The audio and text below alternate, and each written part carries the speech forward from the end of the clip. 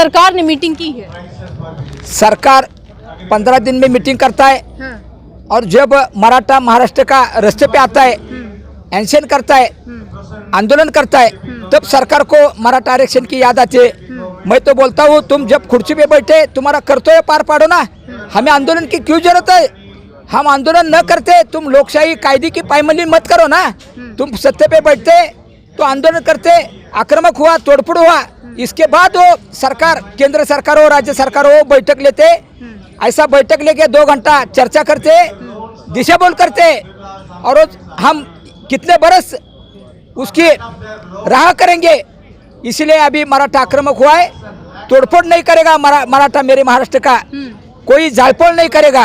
ये असंतुष्ट लोग कर रहे।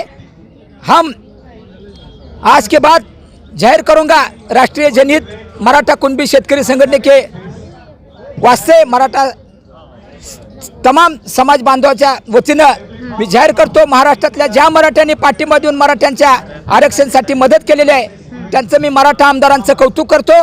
पण जे मराठा असून त्या जातीत जन्माला आलेले असून हे आमदार जर आरक्षणाच्या बाबतीत समर्थन करून प्रयत्न करत नसतील, जसं गुवाहाटीला एकनाथ शिंदे तुम्ही 40 आमदार घेऊन गेला, तिथं कसं तुम्ही एकत्र आला, त्याच पद्धतीने महाराष्ट्रातल्या मराठ्याच्या आमदारांनी एकत्र येऊन या मराठा आरक्षणासाठी, त्यांच्या हक्काचं आरक्षण, त्यांच्या मुलाबाळाच्या लेकराबाळाच्या भवितव्यासाठी हे मराठा आरक्षण घेण्यासाठी नरेंद्र मोदी साहेबांकडे शिष्टमंडळ गेलं पाहिजे मराठा आमदारांचं।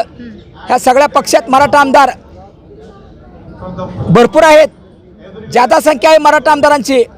अन्यथा सरकार बाजू में रहेगा, वो मराठा आमदार को हम कापड़ फाड़ के उसका झंड निकालेंगे रास्ते पे। ना होने की बहुत ज्यादा समस्याएं हैं, फिर चाहे वो बच्चों को ले लीजिए जो पढ़ाई कर रहे हैं, उनको भी ऐसी बहुत सारी समस्याएं जो देखने को मिल रही हैं। क्या जो बच्चे जो है जिनकी डेथ हो रही है, जो सुसाइड कर रहे हैं नौकरी ना पाने की वजह से, तो ये लगातार अगर ऐसा नहीं हुआ तो ये क्या आंकड़ा ऐसे बढ़ता जाएगा? ये बच्चे बढ़ता जा रहा है, ये सुसाइड कर रहे हैं। परसों मेरे डिस्ट्रिक्ट सोलापुर में, पंढरपुर तालुके में, तारापुर में विलास नाम के एक तरुण ने, मराठा तरुण ने जान दी है। ये जान जा रहे और इसको कोई मतलब नहीं हो रहा है राज्य महाराष्ट्र सरकार को। इसका बहुत पाप होगा, लेकिन अभी इतने जान जा रहे तब भी आंखों में देखते रहते ये सरकार महाराष्ट्र, तो उसकी कीमत उसने भविष्य में मोजनी पडेगी। त्याची किंमत या महाराष्ट्र सरकारला मोपावी लागेल। काळ्या दगडावरची पांढरी रेघ आहे, मराठ्याची काय ताकद आहे ती येत्या 2024ला फडणवीस, एकनाथ शिंदे, अजित पवार यांना लक्षात येईल।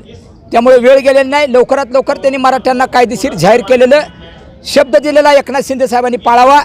ते आमचे दुश्मन नाहीत, आम्ही त्यांची वाट बघतोय। अन्यथा हितलं आंदोलन आता संपल्यानंतर राष्ट्रीय जनहित मराठा कुणबी शेतकरी संघटनेच्या वतीनं मुंबई आझाद मैदान येथे आम्ही शुक्रवारपासून बेमुदत धरणे आंदोलन चालू करणार आहोत। जोपर्यंत न्याय मिळत नाही, मनोज जरांगे पाटलांच्या जीवाला धोका आहे, त्यामुळे आम्ही आता मराठा समाज मागे हटणार नाही। आरक्षण मिळून गड आलेला असेल पण आमचा शेह गेलेला असेल, गड येऊन चालणार नाही, शेह पण आमचा जिवंत राहिला पाहिजे। मनोज जरांगे पाटलांच्या रूपातून ज्यांनी हा मराठा आरक्षणाचा लढा तीव्र केलेला आहे, त्या मनोज जरांगे पाटलांचा बी जीव वाचला पाहिजे। यासाठी नरेंद्र मोदी साहेबांना मी दिल्ली येथे येऊन जंतर मंतरवरून मीडिया के माध्यमातून, मारिया मीडिया बांधव के माध्यम से मैं नरेंद्र मोदी को विनती कर रहा हूँ कि मराठा आरक्षण दे दो और मराठी के तरुणों की जान बचाओ, मनोज जरांगे पाटिल की जान बचाओ।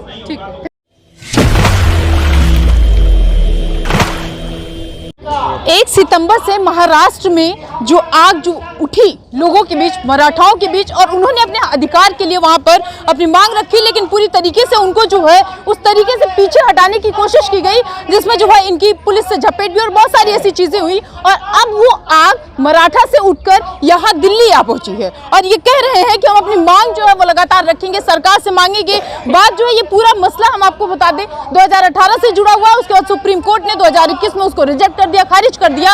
अब ये जो है अपनी मांग को, आरक्षण को लेकर, बेसिकली मराठा आरक्षण को लेकर यहाँ जंतर मंतर पर खड़े हैं और सरकार को जगाने की कोशिश कर रहे हैं, ये बताने की कोशिश कर रहे हैं कि आप उसको जो है वो हमारे आरक्षण को, मराठा आरक्षण को हमको दीजिए। आप वहां से आकर, महाराष्ट्र से जो हुआ वहां से उठकर आप जंतर मंतर पर आ गए हैं, क्यों आए हैं प्रभाकर जी? माझ्या महाराष्ट्र राज्यामध्ये गेल्या कित्येक वर्षापासून मराठा समाजावरची अन्याय होतोय. त्यांच्या हक्काचं आरक्षण मागतोय आम्ही मराठ्यांच्या. कायद्यात तरतूद असताना सुद्धा या महाराष्ट्र राज्यामध्ये 25-30 वर्षात जे जे राजकीय नेते सत्तेवर आले, शरद पवार साहेब असो, उद्धवसाहेब ठाकरे असो, देवेंद्र फडणवीस साहब असो, राष्ट्रीय कांग्रेस का नेता हो, अब देवेंद्र फडणवीस साहब भी मुख्यमंत्री थे महाराष्ट्र के. सब नेताओं ने मराठों की दिशा भूल की. आरक्षण देंगे, दिलाएंगे, करेंगे, देखेंगे, ऐसे बातें करते मराठियों को झूठ बात की, दिशा भूल की. इसलिए मराठा भी ज़्यादा आक्रमक हो रहा है. डॉक्टर बाबासाहेब आंबेडकरनी दिलेल्या लोकशाहीच्या मार्गानं हे महाराष्ट्रातलं आंदोलन चालू असताना मनोज पाटील जरंगे साहेबांनी गेल्या 2 महिन्यापासून या मराठ्यांना आरक्षण मिळलं पाहिजे. त्यांच्या हक्काचं 50% आतलं ओबीसीतलं आरक्षण माझ्या मराठ्याला मिळालं पाहिजे. या भूमिकेतून त्यांनी अन्नत्याग केला आहे, पाणी प्यायचं सोडून दिलं आहे. अशा परिस्थितीमध्ये 2 महिन्याखाली महाराष्ट्र सरकारचे राज्याचे मुख्यमंत्री एकनाथजी शिंदे साहेब यांनी आश्वासन दिलं होतं मनोज जरांगे पाटलाला आणि कोट्यवधी मराठ्यांना की 40 दिवसात मराठा आरक्षण आम्ही जाहीर करतोय, आम्हाला मुदत द्या. मित्र म्हणतोय 2016-17ला कोट्यवधी मराठ्यांचे मोर्चे 58 मोर्चे निघाले प्रत्येक जिल्हाधिकारी कार्यालयावर. नंतर मुंबईच्या महाराष्ट्रातल्या मंत्रालयावरती 1.5 कोटीचा मराठ्यांचा मोर्चा झाला. त्यात छत्रपती शिवरायांचे वंशज उदयनराजे भोसले, संभाजीराजे भोसले आणि नितेश राणे या तिघांनी मराठ्यांना तुम्हाला आरक्षण जाहीर केलेलं आहे.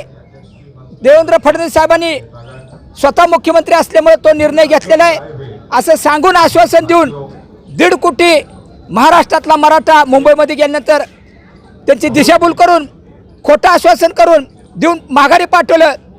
महाराष्ट्रात नाही तर भारत देशात शिस्तीने आंदोलन करणारा हा महाराष्ट्रातला मराठा म्हणून अख्ख्या भारत देशामध्ये त्यांचं कौतुक झालेलं आहे. छत्रपती शाहू महाराज मराठ्याच्या पोटी जन्माला आलेले छत्रपती शाहू महाराजांनी 18 पगड जातीला ओबीसींना आरक्षण दिलं. मग या मराठा समाजातल्या मराठ्यांना आरक्षण मिळणं का गरजेचं आहे?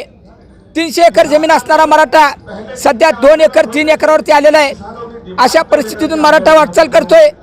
82% मार्क मराठ्याच्या मुलाला पडले तर त्याचा MBBSला MBAला इंजिनिअरिंगला नंबर लागत नाही. 50-55% विद्यार्थी त्याचा नंबर लागतो. त्या इतर जातीला ओबीसीला आमचा विरोध नाही. ओबीसीला बी धनगरांना आरक्षण मिळालं पाहिजे, मराठ्यांना आरक्षण मिळालं पाहिजे. सध्या महाराष्ट्रामध्ये खूप मोठा उद्रेक उठला आहे. कोट्यवधी मराठा रस्त्यावर आलेला आहे. मनोज जरांगे पाटलांची अवस्था अशी झाली आहे त्यांचा कधी जीव जाईल सांगता येत नाही. अशा परिस्थितीत सुद्धा महाराष्ट्राचे मुख्यमंत्री एकनाथ शिंदे त्यांनी तर दसरा मेळाव्यामध्ये शिवसेनेच्या शिवाजी महाराजांना शपथ घेऊन त्यांच्या पुढं पुतळ्यासमोर जाऊन शपथ घेऊन सांगितलं की मराठ्यांना 100% आरक्षण देणार मी. परंतु तो शब्द अद्याप त्यांनी पाळलेला नाही. त्यामुळे महाराष्ट्रातला मराठा आता पेटून उठलेला आहे.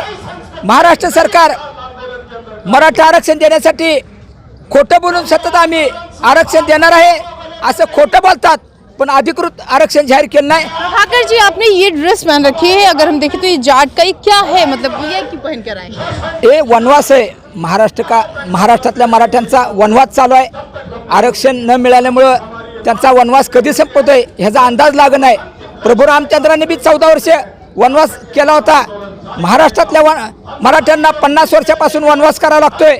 ह्या वनवासाच्या बाबतीत मराठ्याचं कशी अवस्था आहे ही लक्षात आणून देण्यासाठी महाराष्ट्रातनं आम्ही राष्ट्रीय जनहित मराठा कुणबी शेतकरी संघटनेच्या वतीनं दिल्ली येथे संसद भवन समोर जंतर मंतर येथे आम्ही वनवास धरणं आंदोलन चालू केलेलं आहे. देशाचे पंतप्रधान नरेंद्र मोदी साहेबांनी यात लक्ष घातलं पाहिजे. मोदी साहेबांच्या बाबतीत मला दुःख वाटलं. आदरणीय नरेंद्रजी मोदी साहेब महाराष्ट्रात आले 8 दिवसापूर्वी. त्यांनी शिर्डीच्या साईबाबाचं दर्शन घेऊन संबोधित केलं, परंतु भाषणामध्ये एकही मराठा आरक्षणबद्दल मराठा समाजाबद्दल शब्द काढला नाही. ही दुर्दैवाची बाब आहे. नरेंद्र मोदी साहेब तुम्हाला मराठ्याच्या मताची गरज नाही का? नरेंद्र मोदी साहब, तुम्हारे वो मराठा समाज के वोट की जरूरत नहीं क्या? तुम ऐसा अन्याय क्यों कर रहे? तुम जब चाहे सरकार बनाने की बात हो या सरकार की बात हो, सबसे ज्यादा जो योगदान रहा है वो मराठा का ही रहा है। नहीं, मराठा का रहा है, ये सही बात है। सब महाराष्ट्र के आमदार